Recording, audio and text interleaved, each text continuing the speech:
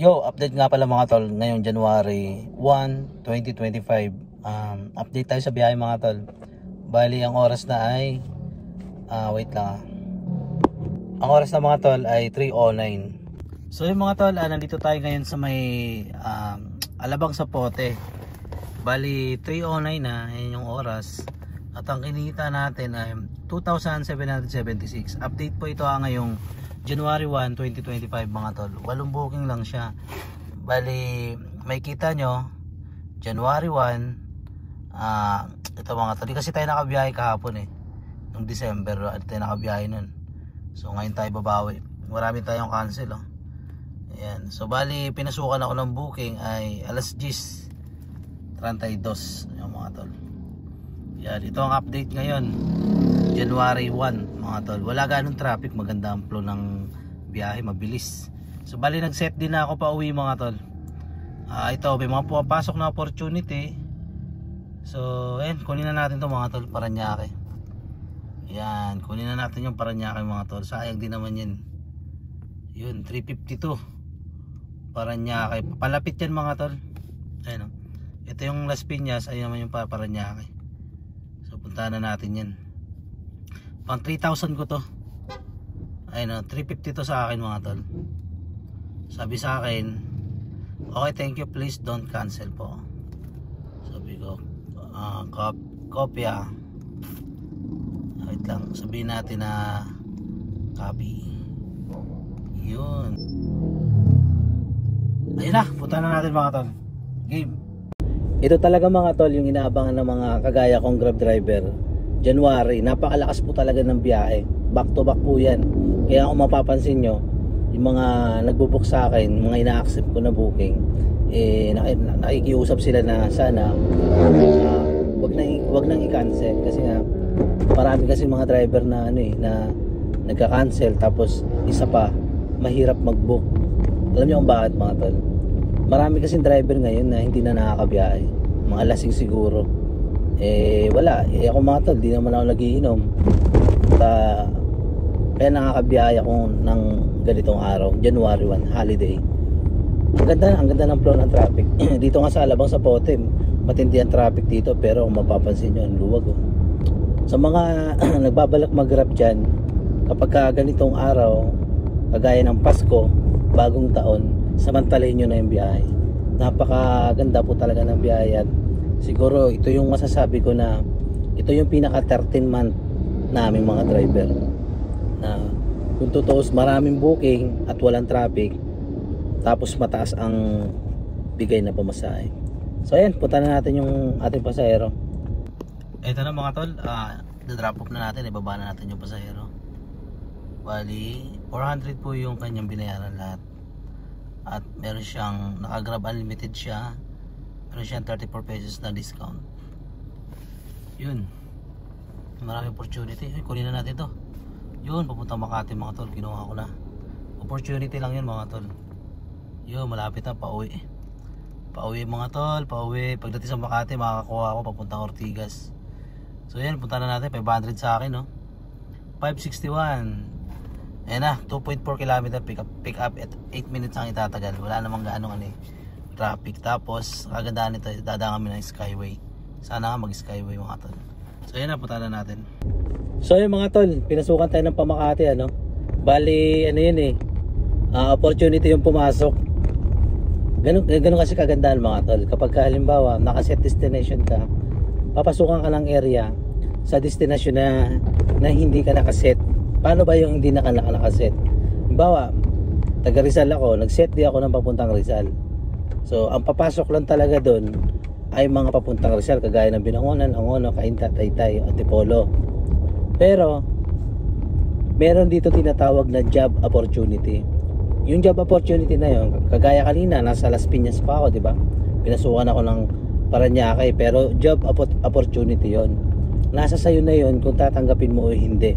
Ngayon, kung i-ignore mo yon, walang problema, hindi mababawasan ng ratings mo at hindi rin mababawasan ng iyong set destination, kasi dalawa lang kasi ang set destination na ibinibigay ni Grab. So ngayon, may pumasok sa akin na job opportunity.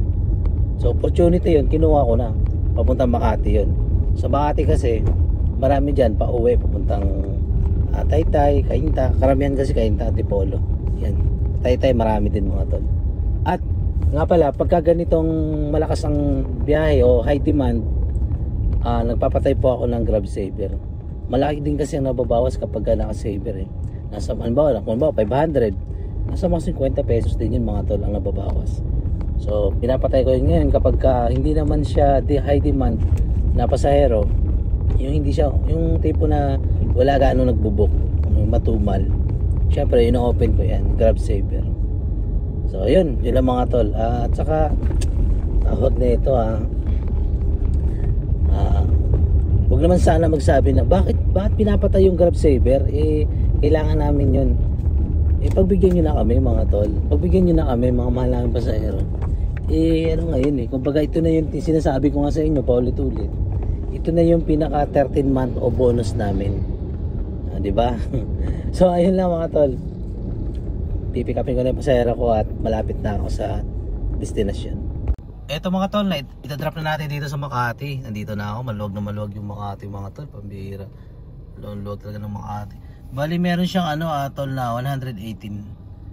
Complete na natin mga tol. Yun. Sana pasukan tayo pa uwi mga tol. Yan, bali dito muna ako. U-turn ako, bawal pala mag U-turn dito. Kano ba kinita natin ngayon? Kano kinita natin? Tingnan natin. 3,128 mga tol. Yan, ikot tayo dito. 4:39 PM mga tol, pinasukan na tayo ng booking. 578 sa akin papuntang Angono. Wait lang. So bali pinasukan tayo ngayon pa Angono, pa uwi mga tol. 578 sa akin at papuntang Angono ito. Ayun uwi na ako dito sa may layo pero okay na yun, pauwi na rin ako mga tol. Mula Angono hanggang sa amin nasa mga 4 km. So bali 2.1 km pick up at 9 minutes ang itatagal, ang itatakbo. Dito kasi ako sa Makati. Dito ito yung Makati, pagtawid dito Mandaluyong na yan dyan. Mandaluyong na yan. So ayan, punta na natin. 5:50 na mga tol. Bali andito na tayo sa drop off location. At ang kanyang bill lahat, ang babayaran niya ay 730. So naka foreign payment siya mga tol. Meron siyang 21.27 na discount. So ito na. At atin siyang i-rate na 1 star kasi nga wrong drop off location. Tapos ito, yan, mali submit na natin. Pak. Tapos ito na kinita natin mga tol. Naka 4,267 tayo mga tol. 11 booking. Ayan January 1. Ayan mga tol. January 1, 4,267 ang kinita natin. 11 booking. So ayan mga tol, pwede na to. Uwi na ako sa amin. Siguro papunta sa amin mga nasa 4 or 4 km to 3 km mga tol. So bali tingnan natin 4,267. So iano natin mga tol, kukwentahin natin. 4,267. Ayun yung gross natin mga tol, labas na yung top up ima-minus natin ang tawag nito yung 2,000. Yung 2,000 na yan, ito yung panghulog ng sasakyan at pinanggas natin. Ayan, 2,000. I-minus pa natin yung 500 para sa bahay. So meron tayong 1,767 mga tol na may pumasok po. Saan ba to ang So 1,767 plus tip na 200 pesos din sa 1,900 din mga tol ang ating savings. So hindi na siya masama. Okay na para sa ilang oras yan. Nag-umpisa tayo ng 10, 11, 12, alauna, alas 2, alas 3, alas 3, alas 4, alas 5, alas 6, 8 hours na biyahe mga tol. Kulang 8 na hours. So meron na tayong savings na 1,767. So yun lang mga tol. At maraming salamat at thanks for watching. Update. Ingat kayo. Bye-bye. Pagod na ako.